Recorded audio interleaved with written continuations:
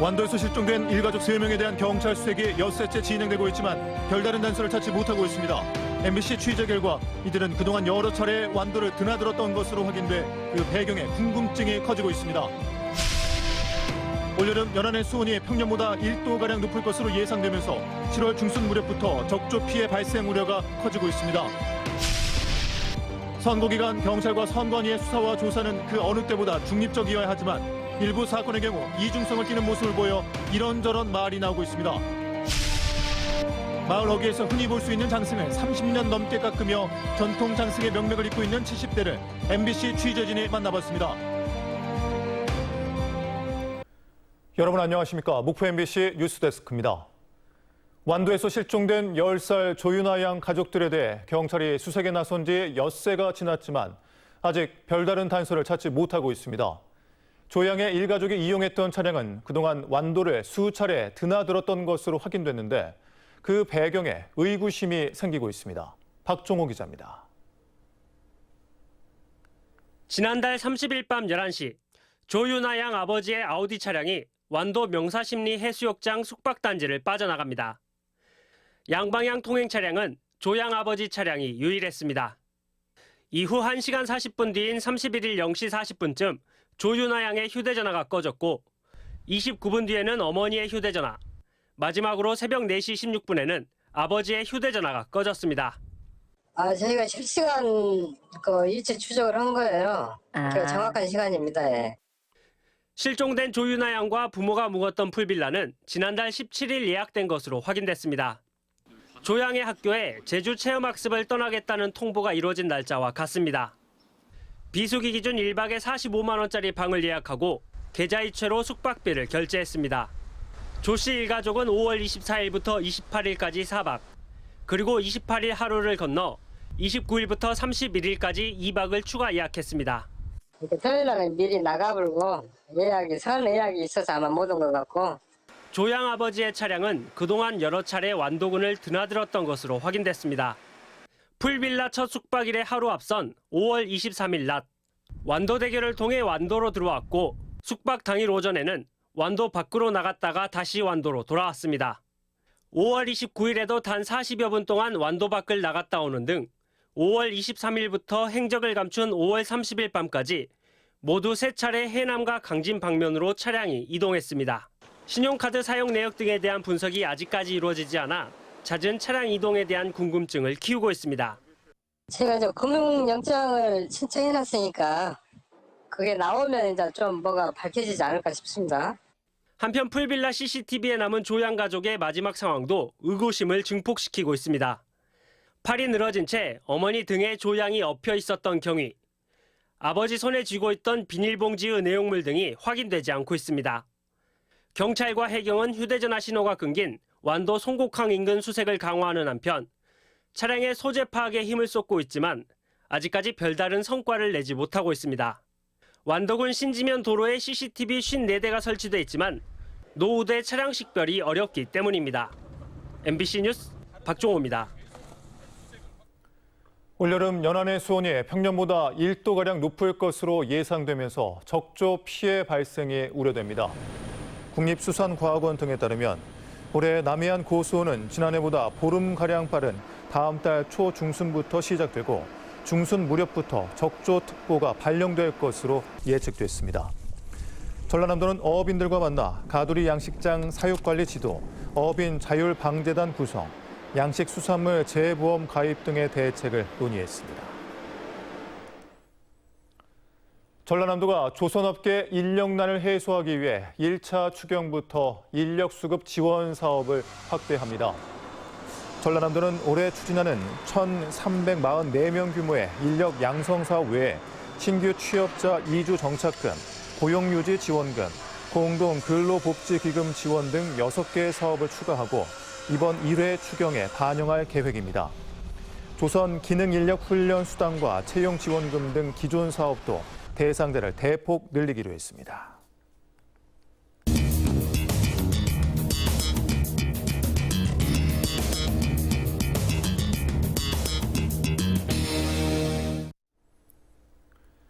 고소 고발이 난무하는 선거 상황에서 특히 경찰과 선관위의 수사와 조사는 그 어느 때보다 중립적이어야 합니다. 그런데 어떤 사건은 수사 진행 상황이 공개되고 또 어떤 사건은 공개되지 않는 이중성을 띠면서 경찰의 수사 행위 자체가 선거에 영향을 미쳤다는 지적도 나오고 있습니다. 양정훈 기자입니다. 지방선거 열흘 전인 지난 5월 20일 경찰이 한 교육감 후보의 선거사무소를 압수수색했던 영상입니다. 선거관리위원회가 언론사에 제공했습니다. 동시에 후보자 육성이 담긴 녹취 파일도 첨부됐습니다. 선거법 위반 사건에 대해 신원, 지역 등에 대해 극도로 보완을 고집했던 선거관리위원회의 모습과는 180도 달랐습니다. 압수수색 영장 집행은 되게 전격적으로 이뤄져 언론 취재가 쉽지 않은데 압수수색 현장 영상을 언론사에 제공한 것 역시 이례적인 일입니다. 배경에 의문이 남습니다. 언론 보도를 통해서 그 내용을 국민에게 널리 알려 선거 범죄를 예방하고 공명선거 분위기를 만들기 위함입니다. 현 목포시장 배우자가 연루된 선거법 위반 사건, 현 목포시장 측에서 제기한 당선 무효 유도제 사건, 현 목포시장의 기부행위, 업적 홍보 등 선거법 위반 사건, 그리고 민주당 목포지역위원회에서 불거진 목포 시민 8,000명의 개인정보 유출 사건. 6일 지방선거에 앞서 특히 목포경찰서는 중요 후보자와 관련된 사건을 대거 수사하고 있었습니다. 선거 과정에서 여러 차례 쟁점이 됐지만 경찰 손에 떠난 건 검찰로 송치한 이른바 새우 사건뿐. 신속한 수사가 이뤄지지 못하면서 의혹만 키웠습니다. 더욱이 수사 과정에서 모 단체장 후보자의 배우자가 경찰의 조사를 받으러 출석했다는 중요 수사 정보가 외부에 알려지기도 했습니다.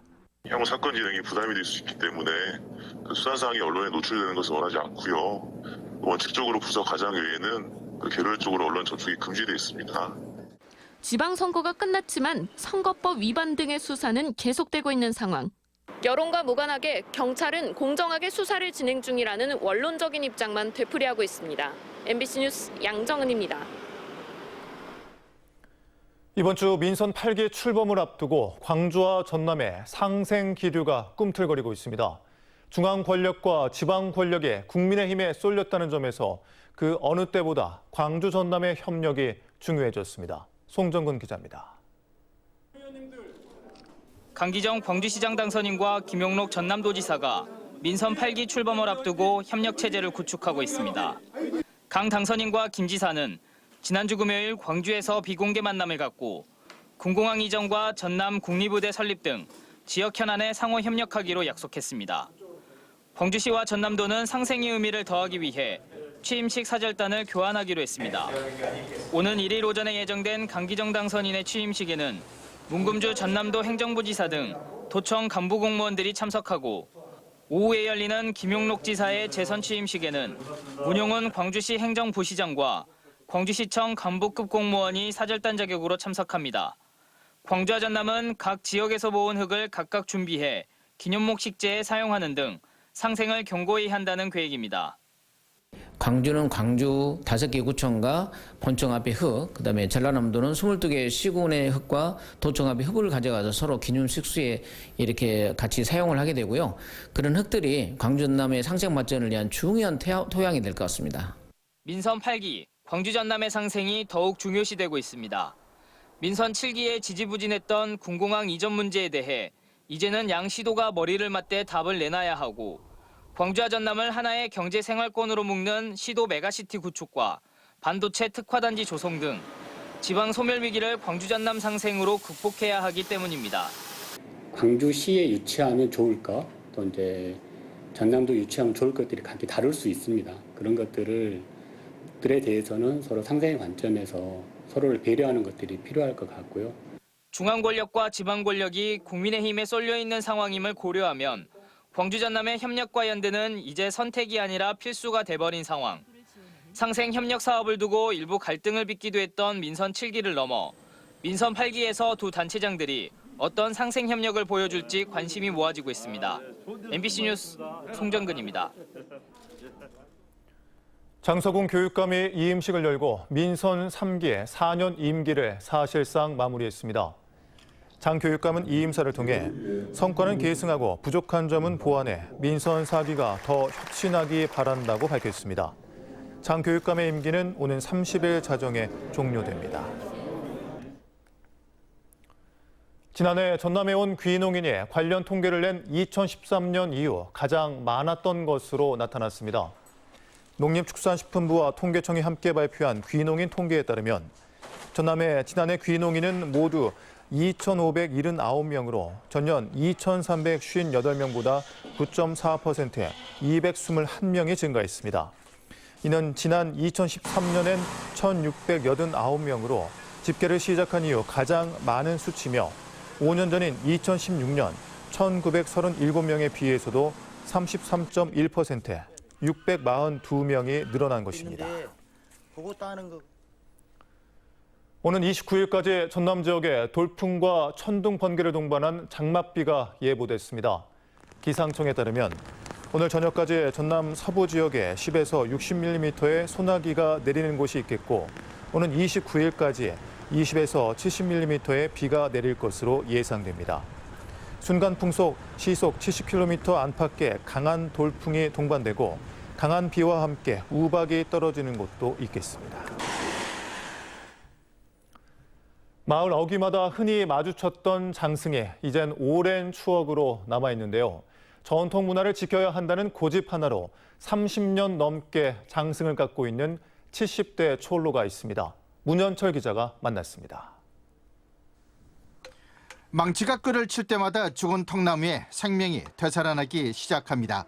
거대한 몸집, 무서우면서도 익살스러운 표정의 얼굴이 새겨집니다. 예부터 마을이나 절 어귀에 세워져 수호신과 이정표 역할을 했던 장승입니다. 정덕근 선생이 장승 깎기에 나선 것은 30여 년 전. 농촌이 쇠락하면서 풍년과 평안을 기원하는 장승도 함께 사라지는 게 안타까워 끈을 들었습니다. 저 스스로 지금까지 연구하고 갈고 닦은 것이 지금까지 온 것 같습니다. 하루가 다르게 세태가 변하지만 장승을 만드는 나름의 원칙은 수십 년 동안 변함이 없습니다. 엄하게 가르침을 주는 그런 장소로 만들고 그렇기 때문에 저 같은 경우는 전통 장승을 지금까지 이어오고 있습니다. 지금까지 만든 장승만 400여 쌍. 전국 각지에서 찾을 만큼 유명세를 탔지만 지금은 주문도 관심도 줄어들고 있습니다. 전통 장승의 명맥이 본인에 대해서 끊어지지 않을까 하는 걱정에 잠을 이루지 못하고 있습니다. 이 장승으로만 계속 하여튼 맥을 이어가도록 그 전통을 이어가는 데 또 노력하겠습니다. 30년 외길을 묵묵히 걸어온 정덕근 선생. 나무에 생명을 불어넣는 끌질에는 여전히 힘이 넘치고 있습니다. MBC 뉴스 문현철입니다. 민주당 제12대 전라남도 의회 의장 선거 출마 후보로 사선의 순천 출신인 서동욱 의원이 선출됐습니다. 민주당은 또 1 부의장인 김태균 의원, 2 부의장인 전경선 의원, 운영위원장인 차영수 의원을 각각 선출했습니다.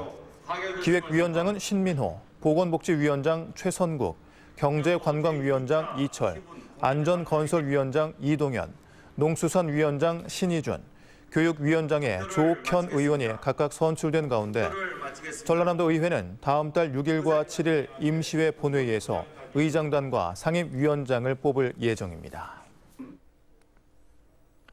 충북 청주에서 전남을 방문한 관광객들이 집단 식중독 증세로 병원에 이송됐습니다. 어제 오후 5시 50분쯤 한평군 한평읍을 지나던 관광버스에 탄 12명의 승객들이 구토와 설사 등 식중독 증상을 호소해 병원에서 치료를 받고 귀가했습니다. 보건당국은 전체 50명의 일행 중 식중독 증상을 보인 12명이 점심 식사로 별도로 지참한 도시락을 먹었다는 진술을 토대로 역학조사를 벌이고 있습니다.